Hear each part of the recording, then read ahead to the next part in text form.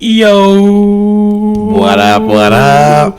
We back, baby. Let's fucking go, Man. It feels like it's been forever, but It does, man. It's only been we had to take a week off. You know, we got Juan got some kid stuff going on. Yeah, life been lifing, man. Yeah. You know what though, man? It is nice sometimes to like when you have stuff going on. It's like it's fine.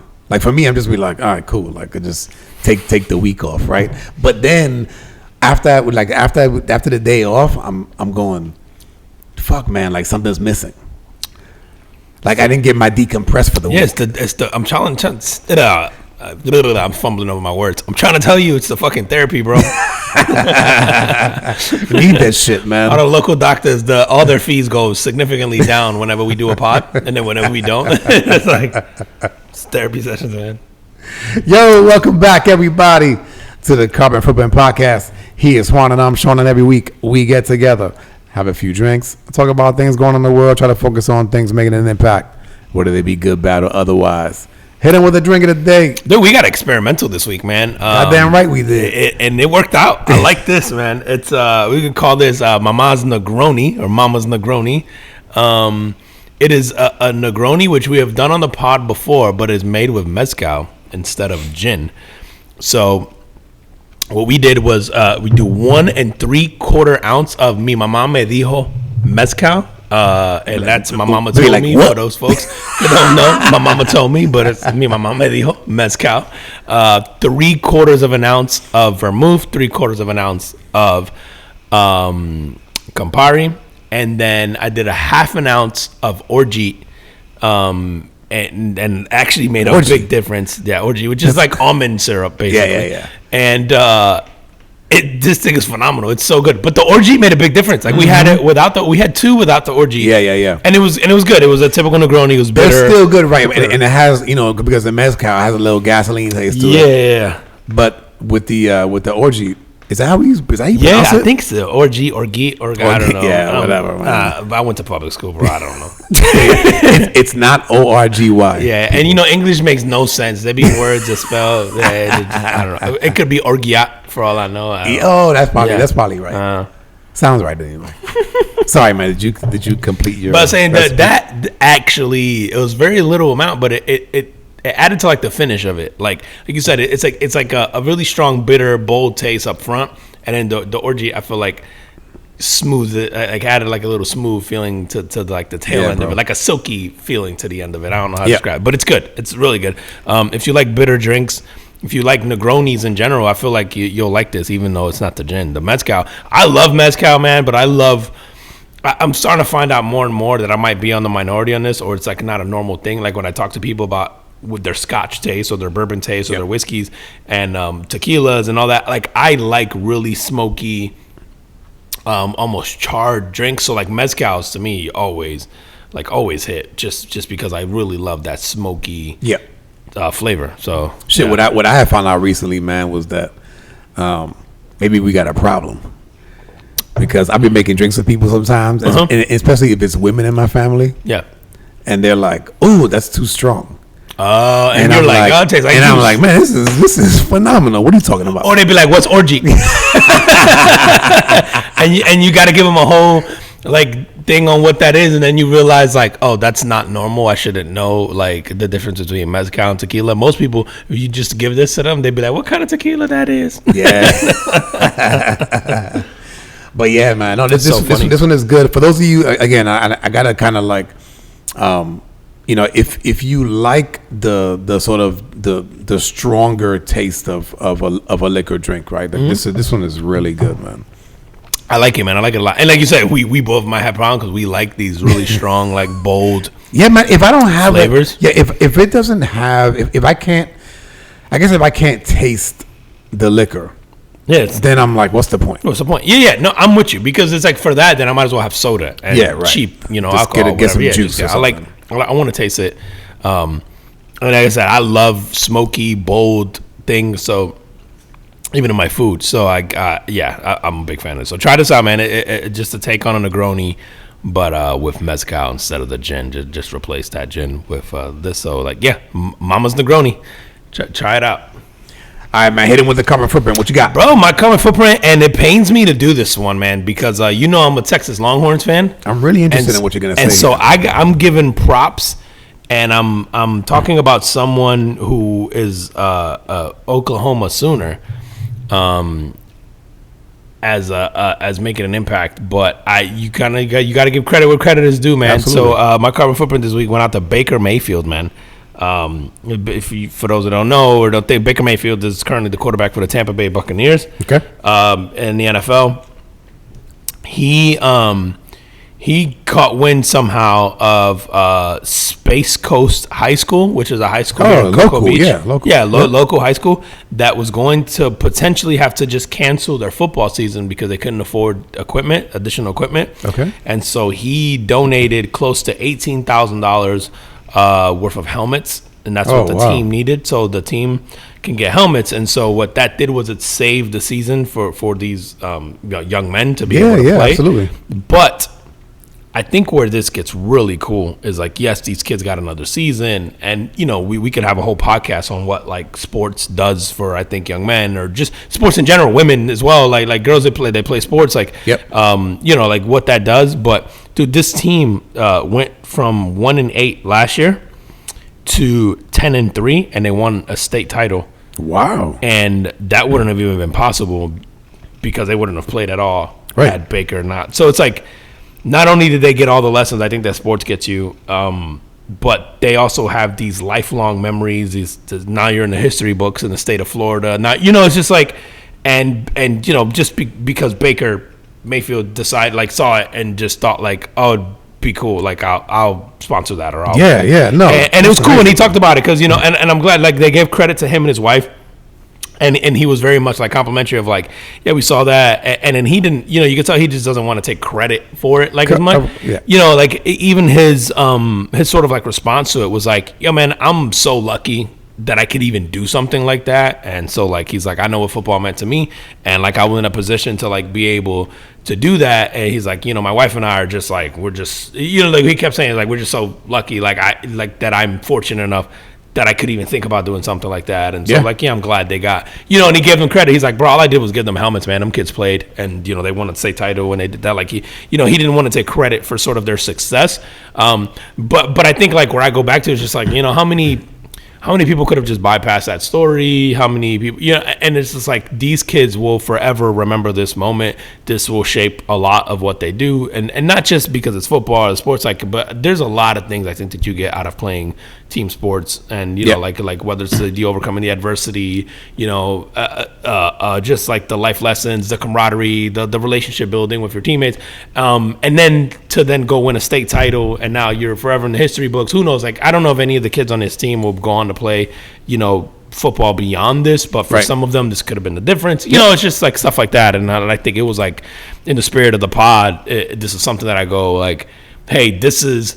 I was thinking about like if you're a kid on this team who won a state title, like this is a story you're telling your grandkids, 30, 40 years from now, you're going like, man, there was this football player named Baker Mayfield. Yeah, you know what I mean? Yeah. Like it's just it's just cool, man. There'll be a fucking movie about this one day, like or probably. And I just thought it was neat, and to see the success Baker's having on the field, obviously this year with Tampa, and then to see this and to see him sort of like embrace, I think the Florida community, because that's not even a high school in Tampa. It's like the opposite coast actually. Yep. So it was cool, man. I saw that and I just couldn't I couldn't not talk about it. And again, it could pain me because I'm a Longhorns fan, and Baker Mayfield's cooking the fucking Longhorns when he was there. But shout out to him and his wife and for making that happen. Yeah, man. That's cool. And let me go. Let's talk about Baker a little bit, man, because for those of you who don't know, obviously, you said that he played for the Oklahoma Sooners, won the Heisman. Yeah. Right? Yeah. Was a first round draft pick of the Cleveland Browns, who sucked at the time. Spent whatever it was 3-4 years with them. That team didn't really perform well. A lot of scrutinizing on him. Became kind of a journeyman. Has been around. Yeah, absolutely. Hit a few teams. I thought he might have found a place with the Rams when he was with them, but he only did like 1 year there, I believe, right? Backup, I think, right? ends up getting to Tampa Bay and kind of finds a home and really performs and brings that team up, out of like, I don't want to say obscurity, but they weren't really doing well, and he plays his ass off, has a phenomenal year, and his contract is up. And everybody was just like, okay, like, do they stay with this guy? Do they go somewhere else? Do they draft another quarterback? And they end up paying him. And the stories that I heard from the players on the team, they were like, yo, this dude is the ultimate teammate. And that once he got his contract, it was like they said, like, he didn't change. Like, he was the same guy, and he came in and he just worked as hard, if not harder, after he got the contract. That's awesome, man. And so it was just really cool to see, because a lot of times, in the media, and again, we're so fucking, like, we're so slaves to the media, bro. And this is one of those stories where you go, the media painted a picture about Baker Mayfield that was bullshit. And the guy just grinded and didn't give up and worked his ass off and went, through adversity and everything to finally get his contract, right? Like, he had to come into the league, didn't have a good beginning, but he had to sort of reprove himself in the league, and he did that. And so for him, and I know he was really grateful. And so it's really cool just to hear that he's sort of passing on those blessings. Dude, and I think, to your point, it's, and this is the thing I like about sports, and I like the way that we can talk about it on here, because it isn't necessarily about like the X's and O's on the field, but it's like the life stuff that happens. Like, Baker Mayfield was a very early round draft pick, a lot of hype, like you said, Heisman winner. Doesn't pan out. Was he number one? He might have been number one. I think you're right. I think he was number one. And the thing is that, like, he could have been considered a bust, right? Correct. He could have been, was like, hey, you're done. You're you didn't live up to the hype. You have this scrutiny and this pressure that comes with being the number one pick of the draft.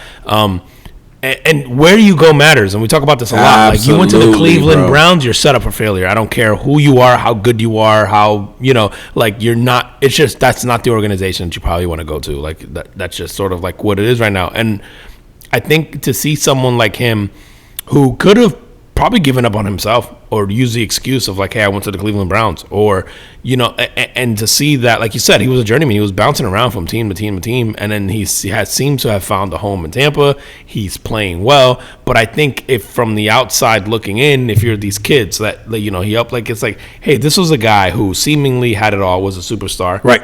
Had to sort of fall, maybe get humbled a little bit, right? Yep. And then had to work for it, and he did, right? It's how easy it is, like I think of him and I think of like Johnny Manziel. How easy is it for him to like just back off and just go, I made my money initially, like, fuck it, I'm just gonna go right off into the sunset and do whatever I want. And like, as a competitor, man, like the ego, like, it takes a hit.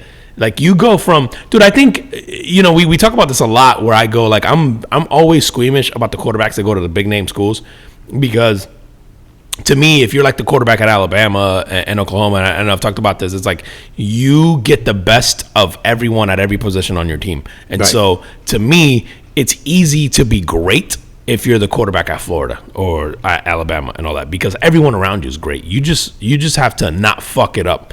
And that's not to diminish like their talent. You have to be talented enough to get in there, right? But like, I want you to go through some shit, through some adversity. I don't know that Baker had to do that in college necessarily, because he was a stud, right? He was a superstar. You go to Oklahoma, you play with the best of the best at every position, right, on that field. And then, like, these guys get into college, and a lot of them don't have like, they don't have the guts or like that moxie that, like, when you face adversity, to sort of like battle through it and then come out of the other side. Right. And like, you got to give him credit, man. He did. And at the highest level. At the highest level, he was like, he put in the work, right? He got humbled. He, like, didn't give up on himself or his dream to play. And he got here, and then, again, to be able to then do this for these kids, and then give this life lesson, or this someone to look to say, hey, like, I was this, and then maybe I got like knocked down a few notches, and then I got to this again. And so I think it's just like a good lesson all the way around. So just like, shout out to him, man, like doing that. And I think a lot of people look at that and just like, oh, he's just some athlete who gave $18,000 or whatever, which is like chump change to him probably. Yeah, and it probably is. And it probably is. It's irrelevant. It's irrelevant because how many passed on that opportunity, and also it's still him who gave the opportunities to these kids to build. Dude, you ask. I don't know about you, man, but like you think about it, may not even be a sports team, but like maybe something you did with your boys, with your friends, whether it was like a sleepover or a weekend away or whatever. Like there's some core memories there that these kids are making together that they will tell for the rest of their life. No matter what happens with football, like some of these guys could just never play again after this, and that's fine. And it would just be a memory of their junior year of high school.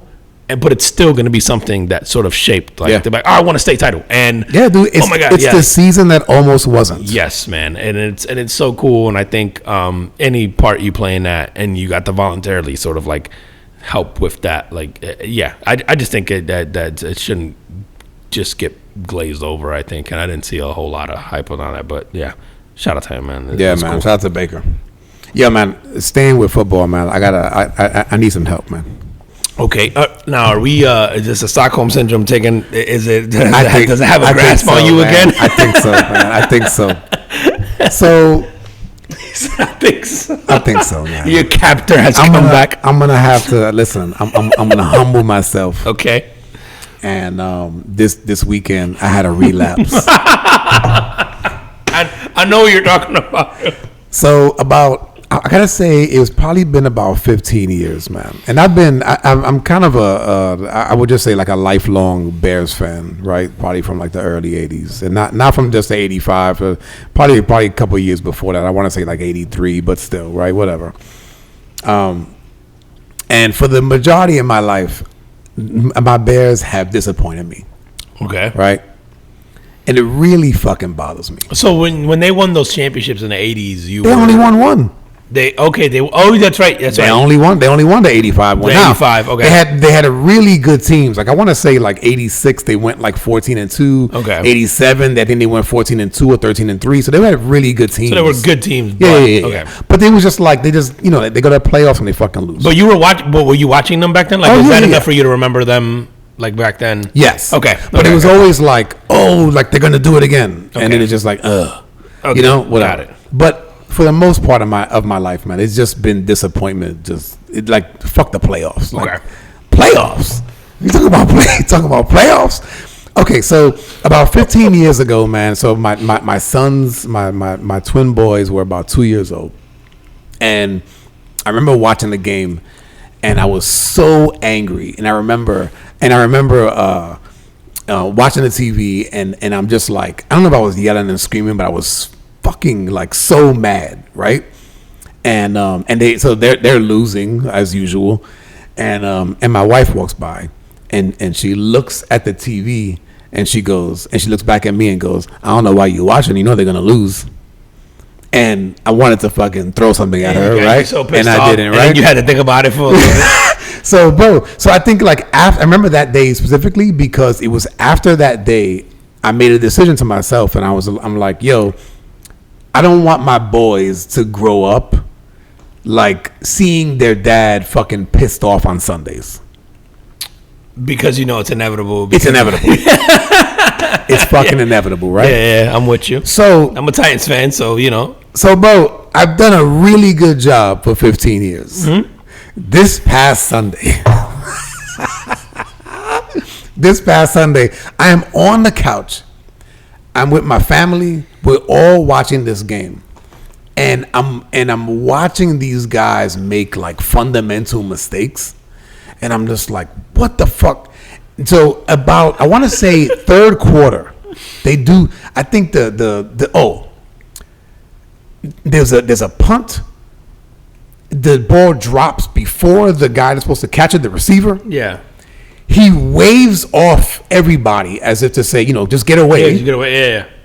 He doesn't get away, so it hits him. He just focused on everybody else, bro. And bro, I got so fucking mad, bro. And I go, fuck this. I go, these guys they're not stealing my fucking mood and my time. So did you turn it off? No, I just walked out. Okay. Like I just said, I'm just going to go do something else. Okay, and then they went Reggie Miller at the Garden. Yes. Did you watch that? So I'm outside. so I'm outside for the next quarter and a half, right? I'm literally outside. You didn't turn it off though; it's still on. Well, they're watching it inside. Oh, okay. So the boys are Bears fans now too. They're not. No, but they know that I am, and so they're interested, okay, right? So they okay. watch. Okay. So I'm outside, and I have my headphones in. I'm listening to music, and I think I'm fucking like cutting down this tree that I needed to cut down for the last month anyway. I get a text from my sister, and she goes, "Woo!" She's like, "The Bears just tied the game. They're going into overtime." And I'm like, "Motherfuckers!" Guess who's I'm like, tuning in? They fucking. So then, right then, my wife comes outside and tells me the same thing, and I'm like, "Yeah." My sister just fucking told me the same thing, right?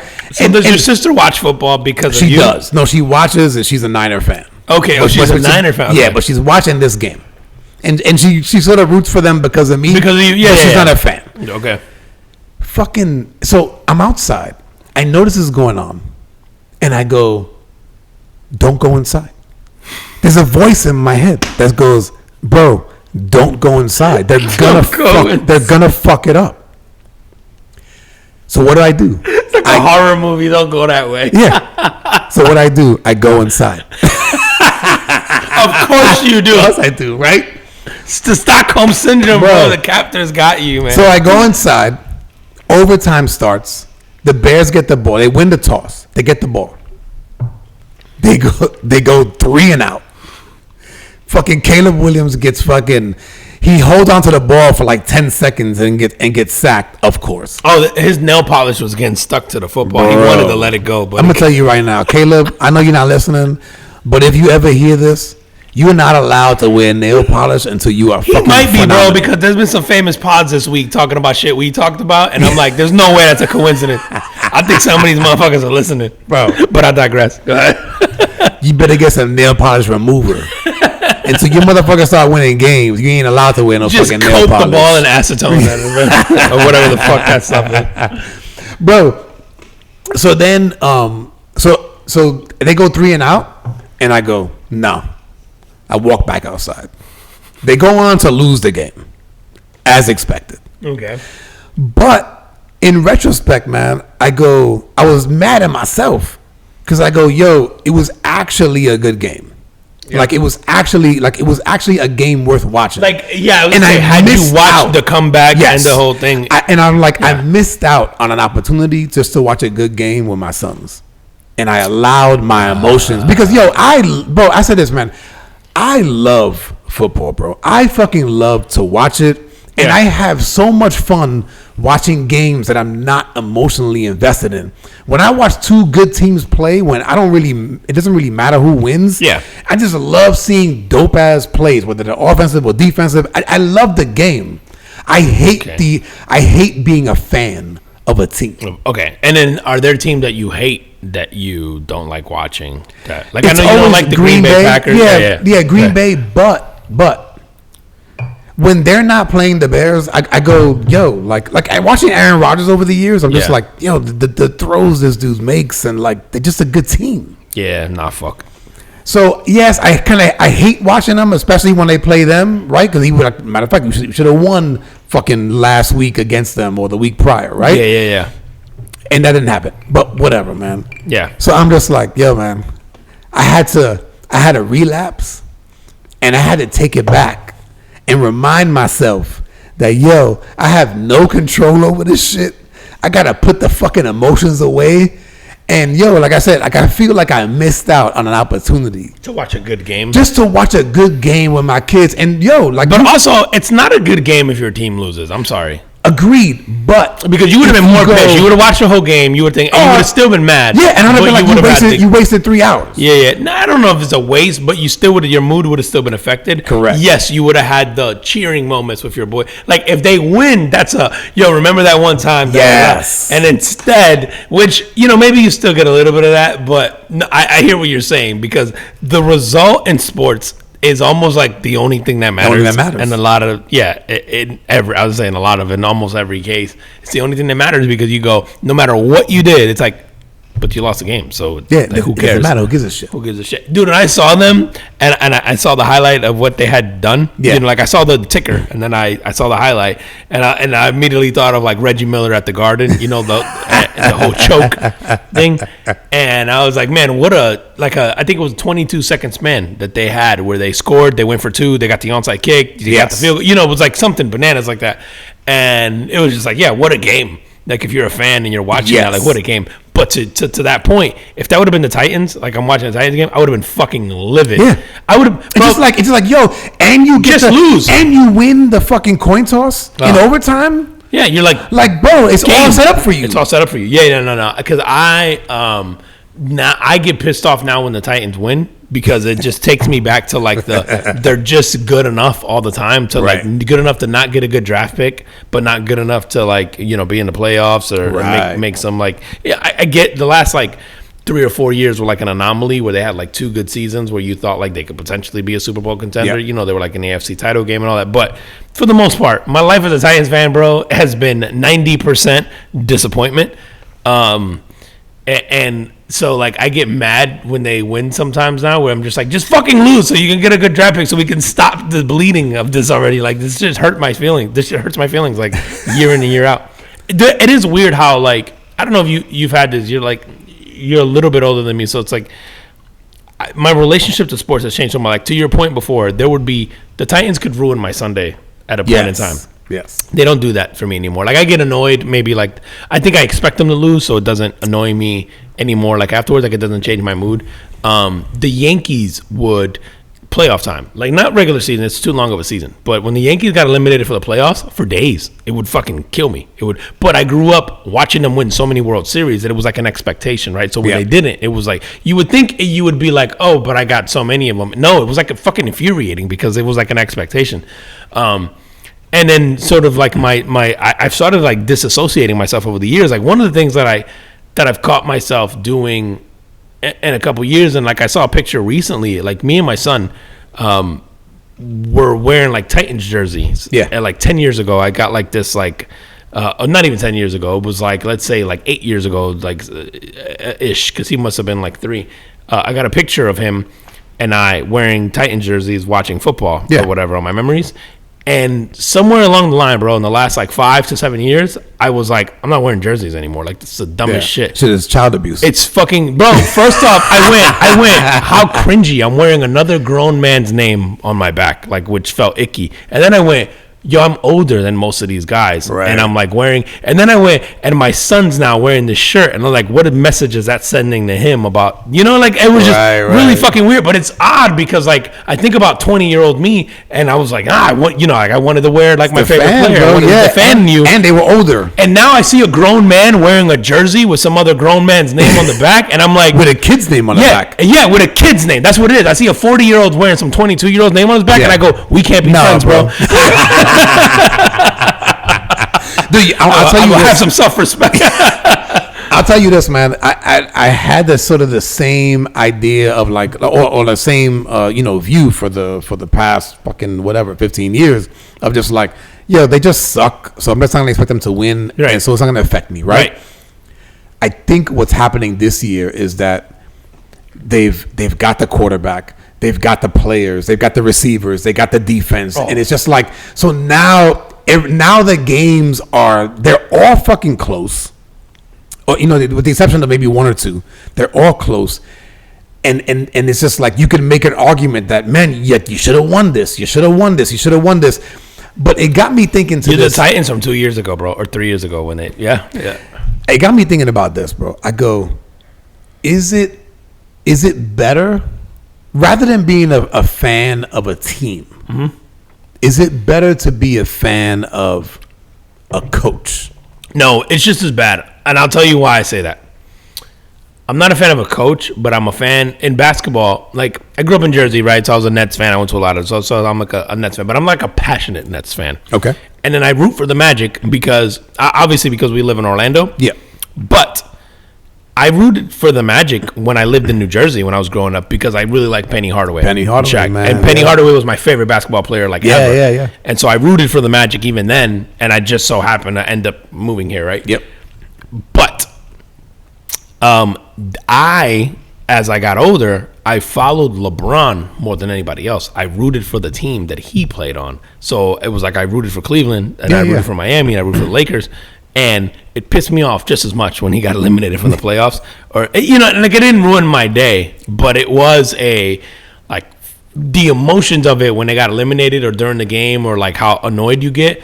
It's just as bad as if it was your team. But that's a player. I'm saying a coach. Yeah, but so you think about guys like Andy Reid, Mike Tomlin, okay, Belichick, right? Where you go, yo, these are dudes, or who's the dude from the Rams? Oh, McVay.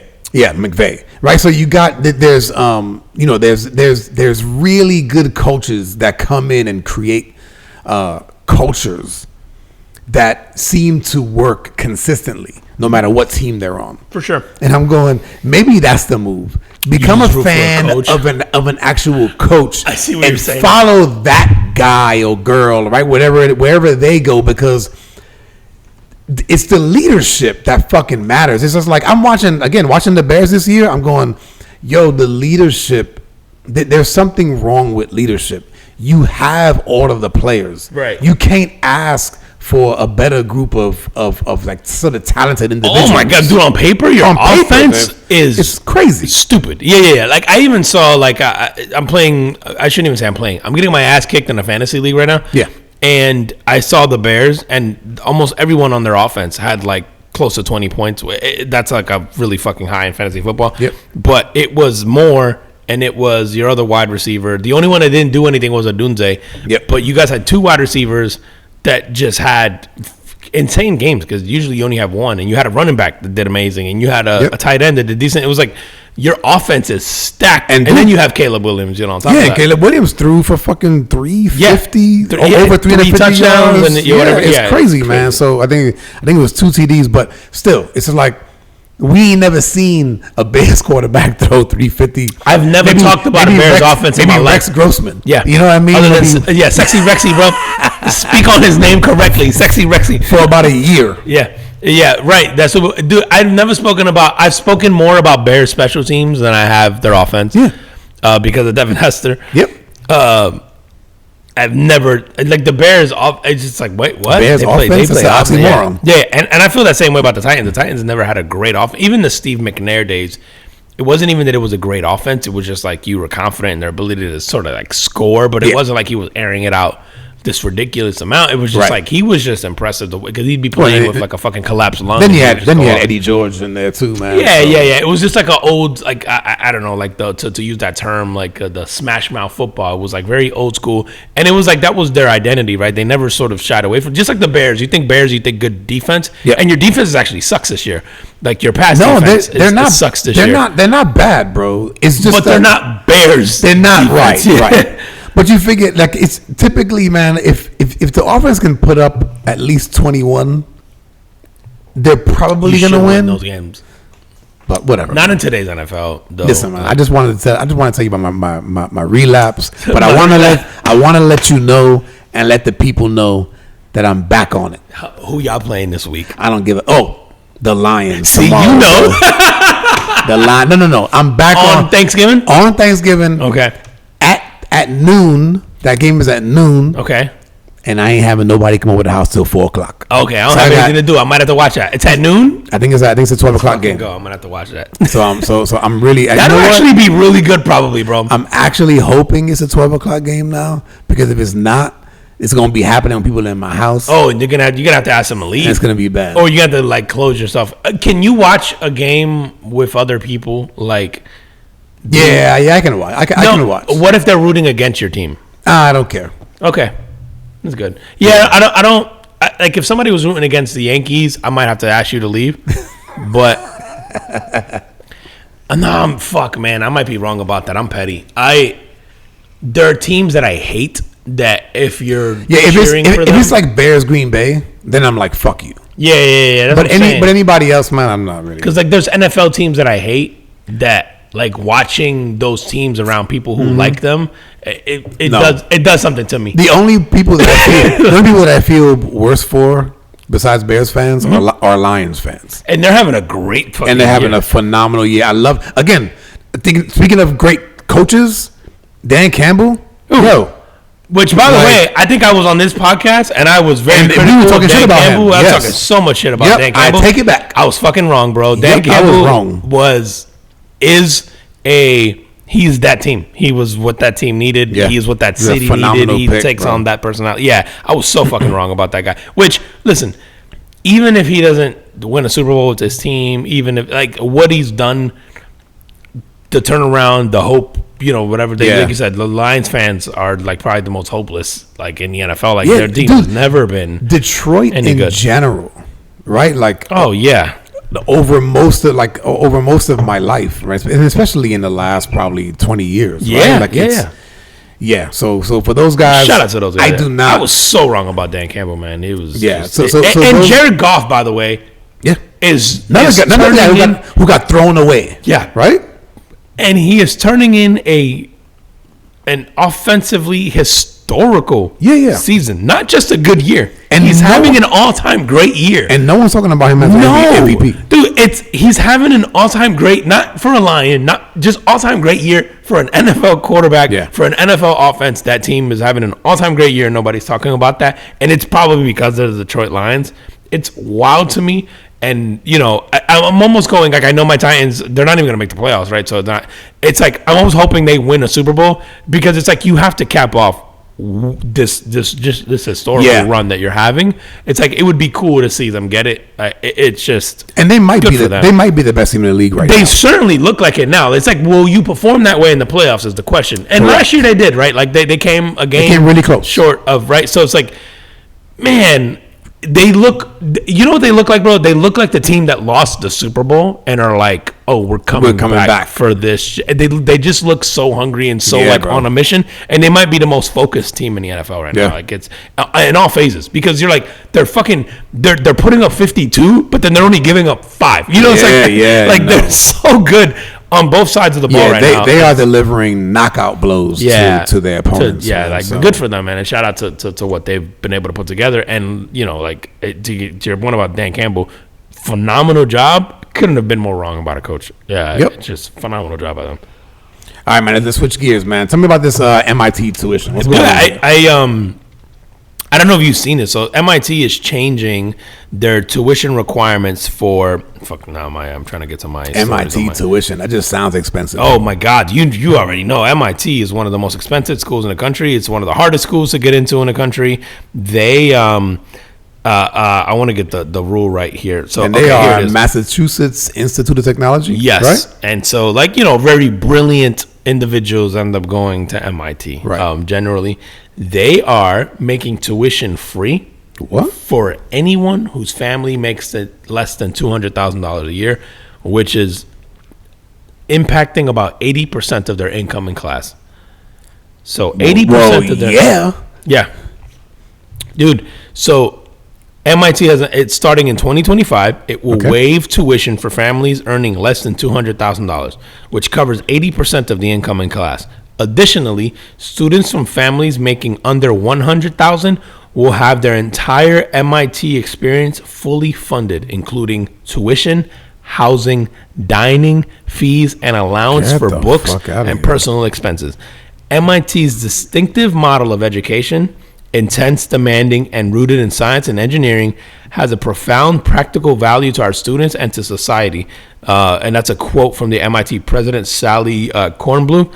And so their goal is to basically make it more accessible. I don't know. I didn't see how they're paying for that now. But MIT is a private. Shit. No, actually, no, I might be wrong. It might not be a private institution. They probably are, bro. Yeah, you might be right. It's a private. So maybe they have just this giant endowment. Is normally what happens. I wonder if somebody donated. It's a private university. It is, right? I thought so. Yeah, it's a private university. Yeah, because normally it would be like Massachusetts Tech or right. Fucking, no, you're right. Or like UMass, right? UMass is a state funded college. Yes. No, that's right. So I want to see how the institute said its endowment It's and the $167 million in funds is set aside this year will allow it to fund the tuition-free program. $167 million. Yeah, so that's why they're able to. That's crazy, bro. Good for them, man. Good for them because how many universities are in the same position to offer that and that aren't offering that? And dude, I know we fucking beat a dead horse on this before. The education system is about to get a rude fucking awakening at that higher quote unquote education level, and and I think again it's MIT's very smart people obviously work there, go there, have gone there, and I'm sure these are the same people making these sort of decisions are people who are educated by the same institution. Yep. And maybe they're getting ahead of the curve on this in some capacity. Higher education is about to get a rude awakening because it's not sustainable. The business model is not sustainable. And I think what you have to do is offer a better product at the end of the day than everybody else, which is why, these schools charge you so much because they got to have to offer you state-of-the-art facilities, whether it's a gym or cafeteria or whatever. But I think we're going to get back to grassroots shit where some kids well, I can learn this online for free. So why am I going to you? And so, maybe this is the sort of the education revolution, and maybe it takes sort of one of the premier institutions in the country to do this, because MIT is it's not even just smart kids. It's not like Harvard. It's MIT is you have to be really good at math or science to get into that. You have to be a different level of genius. You can't be doctor level genius. You have to be rocket scientist level genius. You have to be, man, I don't know what their entrance exam is like or requirements. But I've met someone that has gone to almost every Ivy League school. Yeah. I'm trying to think if I've ever met anyone that's gone to MIT. I think I know one. Actually, I do. I do know one person who went to MIT. But I've known several people who've gone to Harvard, Princeton, Yale, Penn, whatever, most Ivy League schools. I feel like MIT, I think I know one person in my entire life who has gone to MIT. And how was that person? Really fucking weird, but they're brilliant. Really good. I say weird. Socially awkward is a better descriptor. Fucking brilliant. But almost everybody else, I've known people who've gone, almost every, I guess, quote unquote Ivy League school that I could think of off the top of my head right now. I've known at least someone who's gone to them, and in some cases 2 or 3. So, and I know those are hard to get into, but I think MIT, I've known one person in my entire life who's got into that. And they were, and then you talk to them and you went, that checks out. It's yeah. It's funny, man. I always kind of go back and forth with things that are free. Mm-hmm. I think the only way that this truly works is MIT has to be a place where people really want to go, and B, the requirements to get in there can't change. No, you have to still be able to meet whatever stringent requirements that are required to get in there. And again, it has to maintain its desirability. Sort of as a higher learning place that people want to go to. Dude, and I don't want to make this about race or make this about. I guess race is probably the best descriptor, but socioeconomically, I think if you're not in predicaments where it's a little bit different for you than say obviously people who grew up in more affluent households, it's probably harder for you to grasp this concept. But I think about how many people, and you and I have grown up in sort of similar circumstances, similar areas. Think about how many of those people that you knew were really fucking smart and got really good grades and did really good stuff. Man. And somebody comes to mind right away. Yeah. And probably even if they got accepted into Harvard or MIT, didn't go, right? Or wouldn't go because it would put their family. Not only was college not a normal thing, try telling that same family that college is not a normal thing. Oh, by the way, it cost me $100,000 a year. Can you spare that, right? If you don't get a scholarship or a grant or something like that.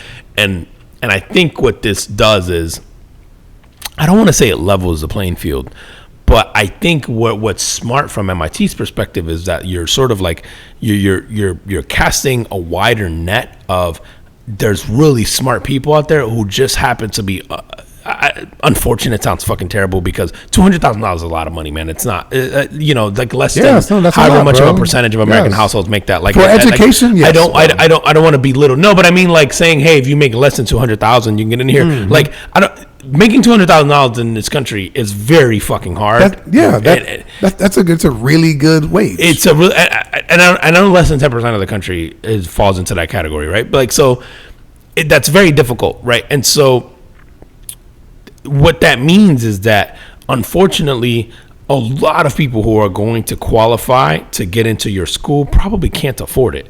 And so I'm sure they picked that number doing research of like, hey, how many kids got accepted that turned us down? Or how many kids didn't even apply because, because they knew they couldn't afford it. So what's the point? Or maybe they applied and then they said, I'm also applying for the scholarship and this grant. And again, so I'm sure there was again, it's MIT. I'm sure there's a lot of data and there was a lot of science that went into this decision and why that was the cutoff. Yeah.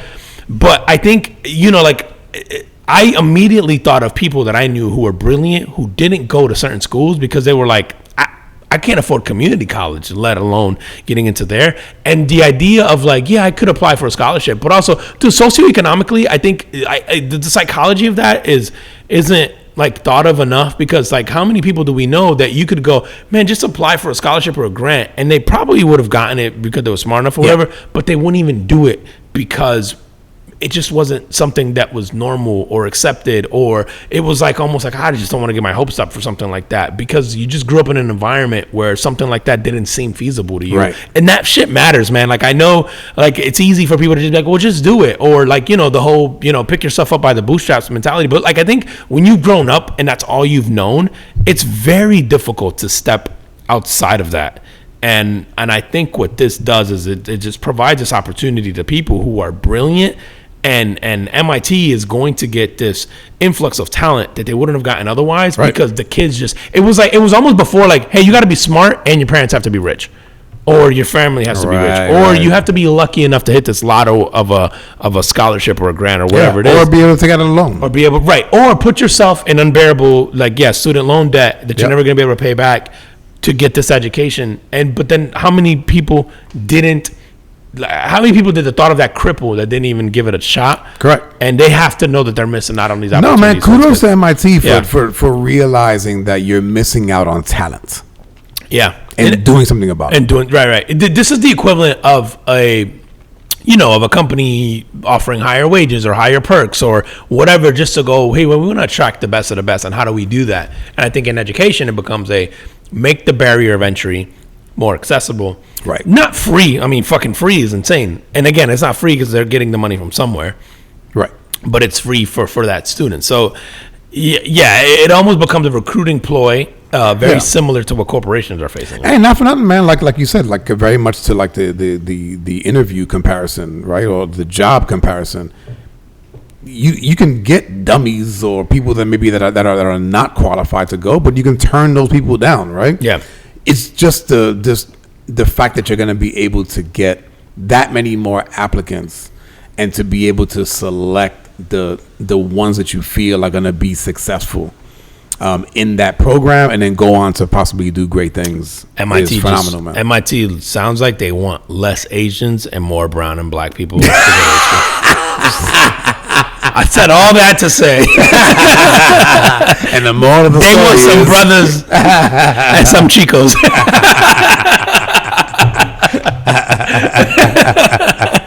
And they like, quite frankly, some of y'all parents fucking around can't afford to send y'all here.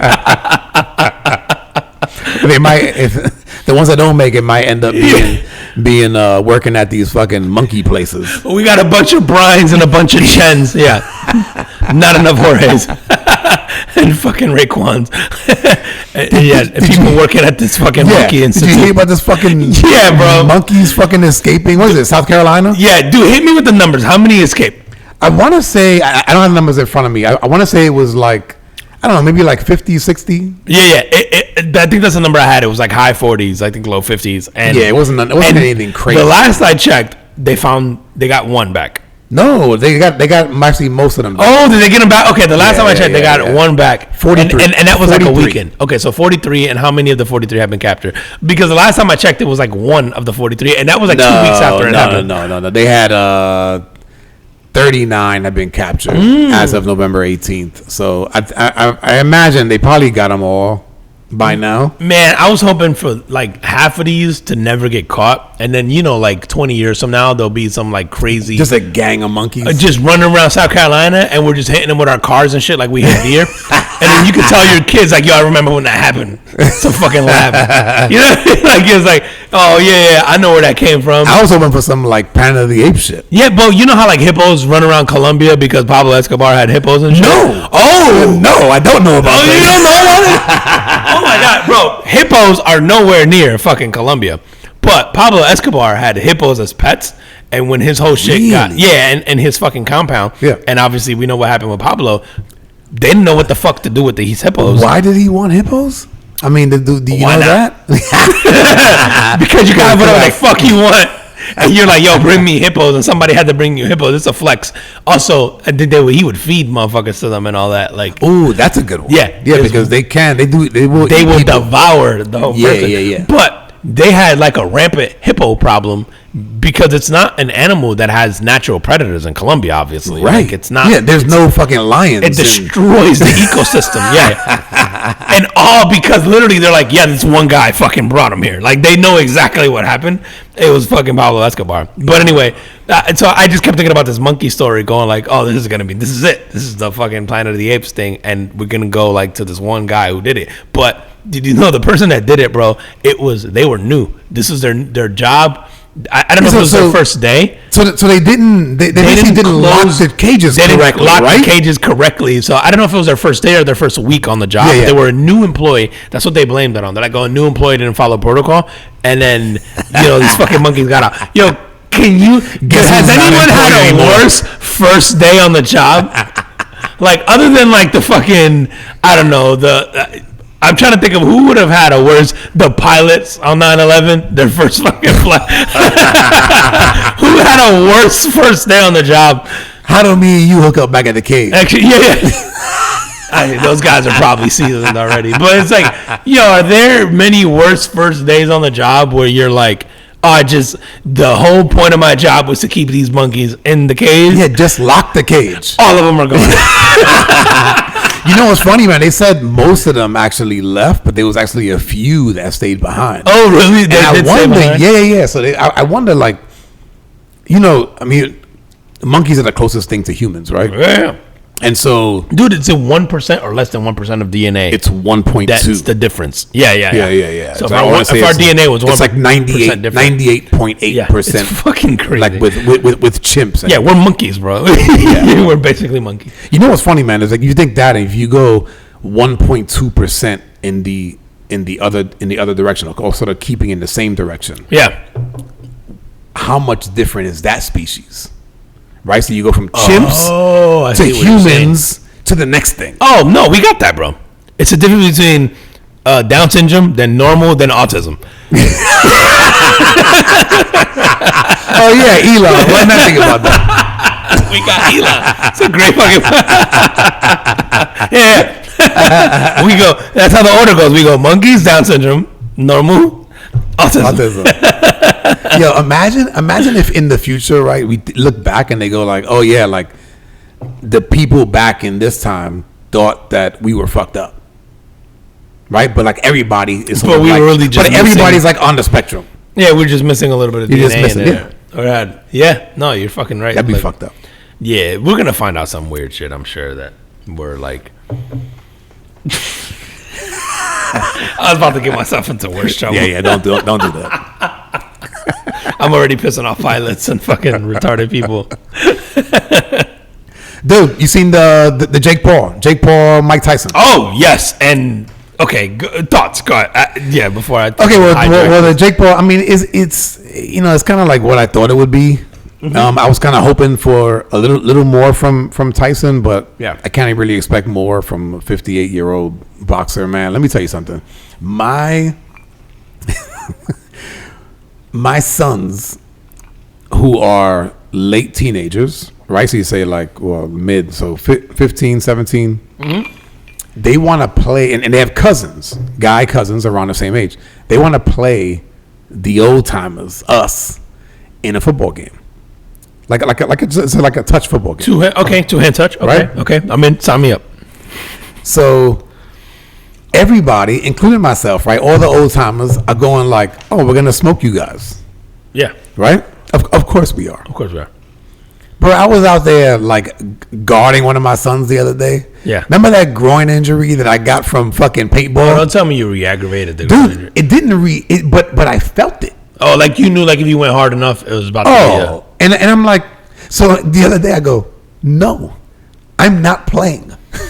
When do they want to do this, and how many people doing it? I'm fucking in. You in? I still got to be in, bro. I just need some people. I just need some fast people. I'm telling you right now. Well, I got two of the uncles are like former college I was gonna say, players. bro, give me them and I'll be QB. I got it. I'm in. You can sit out. You could be our offensive coordinator. I'm gonna be the coach. Or the coach. Yeah. I got it. I still got a cannon. I don't need to move, man. And I was say, and your brother-in-laws are all former college football players. Oh, we're gonna smoke them. Yeah, they're older than me, by the way. Yeah. No, I don't give a fuck. You got it. And I think we would beat them. Yeah. To be honest, I would do. But I don't think I'm gonna be honest with you right now. I don't think your boys could catch a pass from me if I threw it hard. Yeah. Yeah, I don't think so. Yo, so they talking mad. Bring them. Talking mad shit. They talking mad shit. Bring them. I want that same energy. Matter of fact, now I'm so petty. I'll be like, put a baseball mitt on. Let me throw a pass. And it's funny, man, because they're like taller than their uncles. No, so they're like, oh, I'm a head top so and so. I'm a head top. They go, you know what I'm saying? We call that moss, youngin. We call that moss in them. No, your boys do look athletic as fuck too. Like what percentage of their black side do you think will show up to this football game? I'm thinking 45%. Because I know one of them is going to show up. Yeah, and he's going to be pretty athletic. But the other one, we might have a shot. I don't know. Yeah. I told him, I'm like, if you come my way, I'm putting a body on you. Yeah, that's true. Hey, first 5 yards, you can get hit. Yeah, goddamn you right. got to be able to run that route, right? Yeah. Right. So going back to this, funny. man, I'm like, watching Mike Tyson again. It wasn't. It was not exciting. The fucking feed on Netflix was fucking horrible. Which I think there's a lawsuit out now. Like there's like a lawsuit. It's right, fucking terrible against Netflix. But I guess they weren't ready for that many streams. But the fight itself sucked. The really good part about the card though is that Jake Paul usually brings on notable fighters. Yes. And Amanda Serrano was on the card, who is a woman boxer, and she had previously lost to Katie Taylor. Yes. And so they had the rematch, and that fight was phenomenal. And I thought Amanda actually won hands down, in my opinion, and she fucking lost. And what's really funny is that she lost, but she landed over 100 more punches. Oh my God. And they took a point away from Katie Taylor for headbutting. She should have won that fight too, because even the damage that Serrano had was from the illegal headbutts, which her eye looked. I mean, it was pretty gnarly. It was bad. I thought they were gonna stop it, bro. Me too. I'm shocked that they let it go. I'm happy they let it go. In one sense, in the other sense, you might as well have stopped it if she was gonna lose the fight anyway, right? So, because that's gonna be permanent. Like she's gonna scar there forever. But dude, I think. And this is where you got to give Jake Paul credit, is that I think those. Not only was that fight good, the fight before that one was really good. Oh, with what's his name? Marvin, not Mario. Mario, yeah. I can't remember his name. Yeah, blank on his name. But that was a great fight. That was a great fight too. Yes, and I think you have to give Jake Paul credit for like Jake Paul and the UFC and all that. It's like we've started. Talk all the shit you want about Jake Paul. Ever since Jake Paul started fighting, boxing started giving us the matches we've wanted to see. Terrence Crawford and Errol Spence doesn't happen if we don't have Jake Paul. Fucking Ryan Garcia and Gervonta Davis doesn't happen if we don't have Jake Paul. Like boxing, who has notoriously ducked to good fights, the last couple years have been like, We have to put on good fights because a guy who's not a boxer is drawing more than us. Yeah. And he's and say what you want about Jake Paul and who he's fighting and who he's not fighting and whatever the fuck you want. He is the biggest draw in boxing right now, and it's not even fucking close. And it's like Canelo's pay-per-view, unless he's gonna end up fighting Terrence Crawford, is not gonna sell as much as Jake Paul. Yeah. And isn't that crazy? And Canelo is an all-time great. Yeah. And there's a Hall of Famer. It's a Hall of Famer, bro. Not a Hall of Famer. He's like, you watch Canelo and you go, that dude might be one of the greatest figers of all time, if not the greatest fighter of all time, in terms of like pound for pound. Obviously Floyd is in that conversation because it's Floyd dismantled Canelo, right? Like, so Jake Paul is outdrawing an all-time great, right? As far as numbers are concerned, by a long shot. Because it's more entertaining and because it's giving you what you want to see. And boxing doesn't do that for us. He's the new Mayweather. Yes. No, absolutely, dude. He's the guy that you go, I either want to see him get knocked the fuck out or I want to see him prove these people wrong and knock someone out. Yep. And, dude, I think going into this, we've been saying this forever. I think when they first announced the fight, this is not a good idea if you're Mike Tyson. And, like, bro, Of everything in boxing, the one thing that has remained consistent across every sport ever is that Father Time is undefeated, bro. And I think people grossly, like, I saw all these things about, like, oh, Tyson looks good. He looks good in a 30-second video on fucking TikTok, and he's in good shape and yada, yada, yada. Like, cool. He's still 60 years old. Mike Tyson has 6 losses in his professional career in his prime. And it's like... And he was losing to every good boxer he faced. And that's not to say that Jake Paul is a good boxer. It's just to say that Jake Paul is a guy who's 40 fucking years younger than him. Yeah, bro. At his athletic peak, who's a decent enough boxer. Oh, 30 years, right? 30, who is hitting you at a heavyweight level. And I think, if anything, like, the fight was boring. It was whack. It's kind of what I expected. Yeah, it wasn't good. But I also think Jake Paul did him a favor. I think Jake Paul figured out very early on. There was a punch Jake Paul landed in the first minute. He pulled the punch. Yeah, dude. Yeah. There was a punch he landed within the first, like, minute or two of that first round. There were only 2-minute rounds anyway, right? Yeah. There was a punch he landed, like, within the first minute, and maybe even 30 seconds of that first round, where I think even Jake went, oh, like, I could really hurt this guy. Dude. Yep. And he fucking pulled back, and he never threw a punch like that again. And people were talking about how this was... Kudos to Jake, bro. Yes, bro. He was like... And he admitted as much afterwards when they asked him in the interview. He was like, bro, like, that's my idol. Like, we're actually friends. Right. Like, I talk to him. I hang out with him. I call him. I didn't want to hurt him. Like, this is my guy. Like, like, we did what we had to do to sell the fight. But, like, in there, like, no, man. Like, and so he was almost like, bro, like, I did what I had to do to do the fight, but I wanted to make it out of the ring with him and I both intact and kind of do the thing. But I go, there was a punch he landed early on where I think even he landed it and even he grimaced where he went, oh, because Tyson fucking wobbled. Yeah, and you just went, dude, if you follow that up with another shot. Yeah, it's over. It's over. And he pulled back and that was the moment where I went, yeah, bro, you're fucking 60 years old, dude. Yeah. You can and power doesn't go at 60, right? Speed goes, but your ability to take that type of damage is gone. And to your point, bro, about losing the 6 fights, Tyson, and it's funny, man. I talk about this all the time because I was a kid, a kid / early adult, right? Mm-hmm. The Tyson that I remember, and as a kid, sorry, the point I'm trying to make is like when you're a kid, things that are, you have a big dog, it's a fucking gigantic thing. You ever seen the movie Sandlot? Oh, of course, I love that movie. Yeah, I love it too. And you see like the dog is like a fucking monster, right? Yeah. It's like a Saint Bernard. They're big dogs, but they're not. It's not crazy, right? This thing was like they called it the Beast. The Beast. Yeah, it's because as a kid, everything is more. My recollection of Tyson was like this guy was menacing and ruled over the kingdom for years. That's a lie. He was only champion for like 3 years, bro. Yeah. Dude, and the hot take is that he lost to everyone good. Like, if you really want to get down to it, like, and then listen, this is not to take away from Mike Tyson. Mike Tyson was a fucking he was a menace. He was a specimen. Mike Tyson had you and I are both like massive boxing fans, so I think we like fucking like we watch probably more than the average person. But I'm gonna probably Mike Tyson had like 50 fights. I want to say 44 of them were, or 50 wins. Sorry, 44 of them were knockouts, and I think 6 were losses or whatever.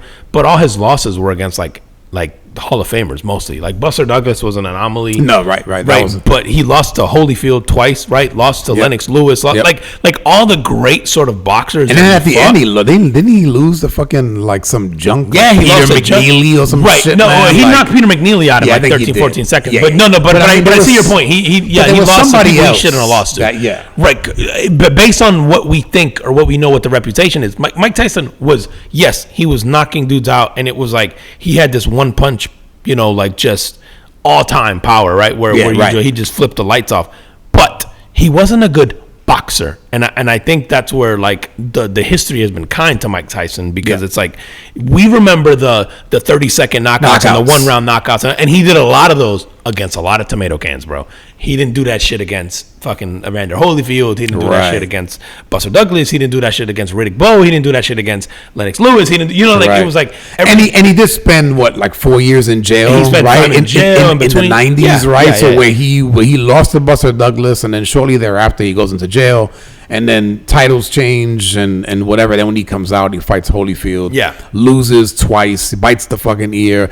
Goes against Lennox Lewis. Lennox Lewis knocks him out. So, like you said, to your point, you know, he lost those 4 years that are probably critical for him. But I was surprised to see when I went back and looked, he only reigned as champion for 3 years. Yeah. Dude, and I think, and my point in that whole thing was, like, we looked at Mike Tyson as like this today. History has this very different perception of Mike Tyson, which was like, I think we assume, knockout. Because we know the highlights, right? We know dude, I remember staying up all day knowing Mike Tyson fought that night on a Saturday and almost being more scared for that person than that person was walking into the ring, because you're like, yo, this guy's going to die. Like Mike Tyson's going to beat him in a minute. And a lot of times he delivered, right? 44 out of 50 wins, he was fucking starching dudes, right? So, but like when you really stop and think about it, you think about the losses he had. It was like I think he just wasn't the what we thought. Like when people were like, "Oh, he's gonna kill Jake Paul," I'm like, "You're out of your mind!" Like you're talking about a kid who can box, who has the power, and is 30 years younger. Yeah, and is in his prime. And I go not to say Mike Tyson could land the punch to drop Jake Paul. I don't dispute that at all. He can knock me and you out. Correct. But can he take one? Right. Is where I went. Like Jake Paul hits hard, bro. Like I don't care who you are. Dude, he's a boxer. He's a boxer. Like, can we stop with the YouTuber? Like the guy's a fucking boxer. He knocked out fucking Nick Diaz, right? Or I take it. Like I go, dude. He's a grown man that can knock out another grown man, and you're making him fight against someone who's 60 years old and who has us convinced that he's invincible because he looks good in 30-second TikTok clicks, because he looks good for a 60-year-old, right? Like. And I think we sort of got like enamored with that, and then the reality of the situation is like Father Time is undefeated, bro. I don't care who you are. Yeah, bro. It's like, dude, Floyd Mayweather now, even in exhibitions, looks more human because he's pushing 50 years old. It's like, and he's not a big guy, right? Like Floyd Mayweather's a very tiny dude, and you're even seeing the speed start to diminish, right? And you're seeing like these fights get closer. Like when he fought Logan Paul, who is not anywhere near as good of a boxer as Jake is, you were like, okay, yeah, Floyd beat him, but like that looked ugly, and it wasn't like a dominating fashion, and it wasn't like, So again, man, I'm glad something worse didn't happen to Mike Tyson. I saw a lot of this shit that people were thinking that like Mike Tyson pulled back, or that like it was rigged for Jake Paul and yada yada. I'm like, you're crazy. I think the total opposite, and you can almost, if you go back and watch the fight, you can almost see the moment that it happens where Jake Paul goes, oh, I don't like that. Like even he starts to feel bad. He's going like, yo, I could really hurt this guy right now. Yeah. And I just want to get. And he didn't want to do that. And he didn't want to do it. And look, like you said, kudos to him and respect to him for going like, yo, that's my idol. That's a 60-year-old man. That's whatever. Let's both get paid and get through this night. And he didn't let his ego, bro. Because bro, I'm gonna tell you right now, I don't know that most people, myself included, would not be in the ring with Mike Tyson and not go, yo, but I can knock him out. Like after landing that shot, you go, Right. oh, I can drop him. I can drop Iron Mike Tyson and not want to take the advantage of that, Yeah. right? Like now, granted, you afterwards you're probably gonna go, fuck, he's a 60-year-old Mike Tyson. That's not impressive. But in the moment with the adrenaline Yeah. and that testosterone pump, you know, it's like kudos to him for fucking not giving in. I didn't know that he. They said like back in June he had some like blood transfusion. Yeah, when they or canceled something. the first fight. Yeah, he had yeah. some Wait, do you know crazy what thing. happened to him? It was some intestine thing or something okay. in his stomach or something like that. Yeah. I don't remember what it was exactly, but I feel like it had something to do with his digestive system. Yeah. No, he was saying that he was like, like almost died. You know, I had to sort of fight my way back, and so Tyson's one of those dudes like, from a mental standpoint, at this stage in his life, just like super grateful to be alive. Oh man, and he's a must watch. Like like all my shit wasn't even like to take away from Mike Tyson. Like he's must watch, must listen, must like so entertaining. You just never knew. He's so unpredictable that you have to tune in, right? Because you just didn't know whether he was going to talk about eating your kids or fucking chewing an ear or fucking raping a movie star, whatever the fuck he was going to say. You were like, yo, is he joking? Or like, yeah. You just never knew what you were going to get, but it was going to be fucking entertaining and it was going to be must watch TV. And, you know, like dude, I don't think we had someone like him until Conor McGregor. I'm trying to think of Floyd Mayweather was. Floyd made you watch because you wanted to. Floyd was more of a Jake Paul, whereas He's like an antagonizer. right, like it's like either you loved him or you hated him. Like you wanted to Right. see him win or you wanted to see him get knocked the fuck out because you're tired of hearing his mouth.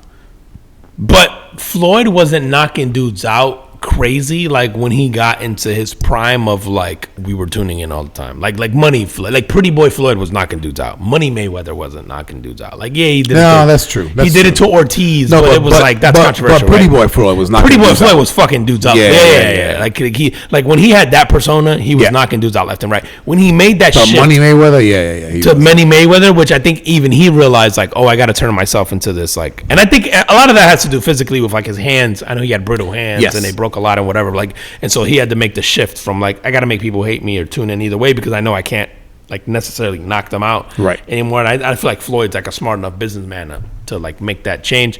But I think we had Mike Tyson and the only other person I could think of that sort of like shit talking would back up the power and the like lights out like entertainment of it. I think is Conor McGregor, man. Like because Canelo was a good fighter boxer, but Canelo wasn't the shit talker or because the language barrier was an issue and all that. Like Conor McGregor was really, I think, after Mike, because Mike would say crazy shit and you'd be like, yeah, bro, you should probably quit because he's about to fucking kill you. Like he said he's gonna eat your kid. He's probably gonna do it in front of you. Like you know, like you just knew.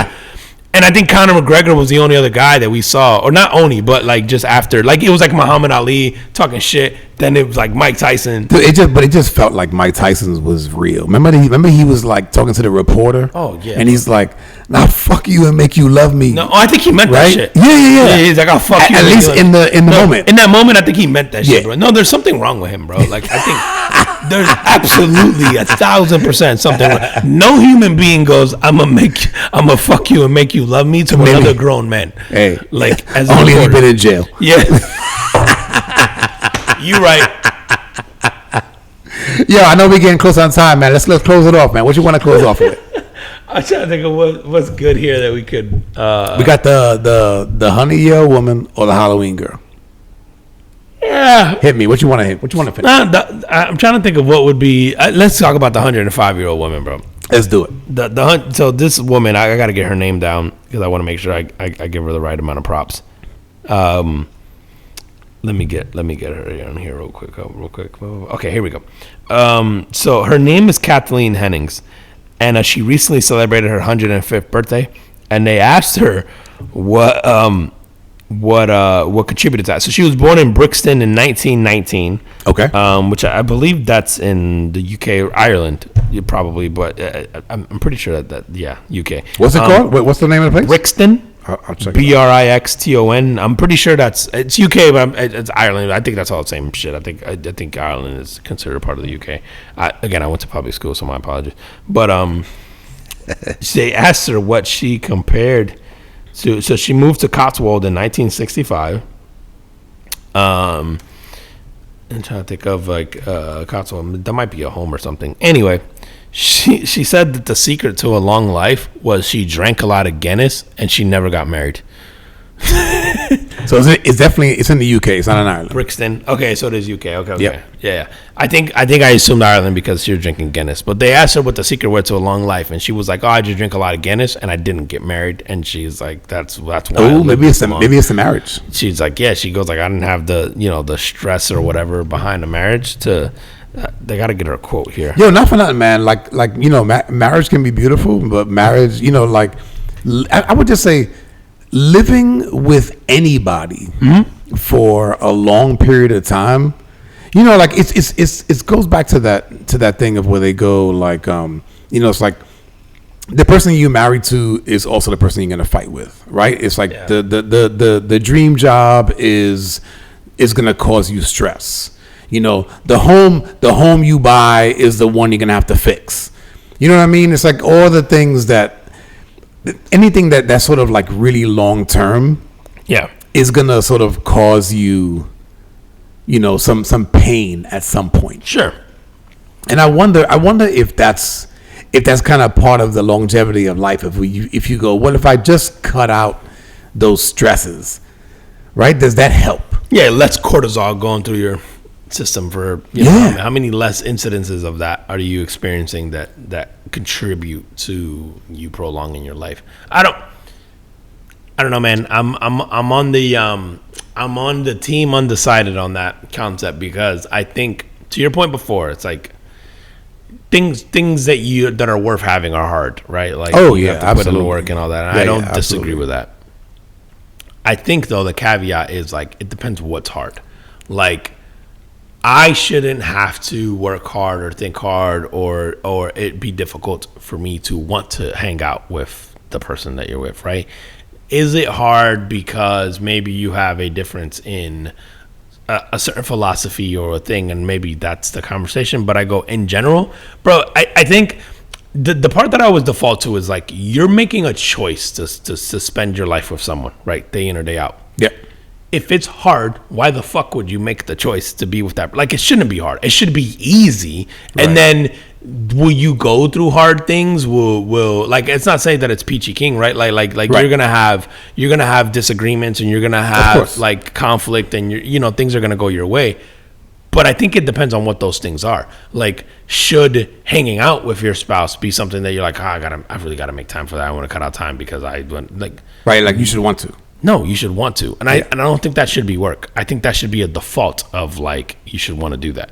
Like, what should be hard is, hey, we've got, we're running our own business, and we've got kids going through this and kids going through that, and maybe someone has a medical issue, and so we've got to, in that wave of things, we got to make sure that we don't forget about us. Like, that's hard. Right.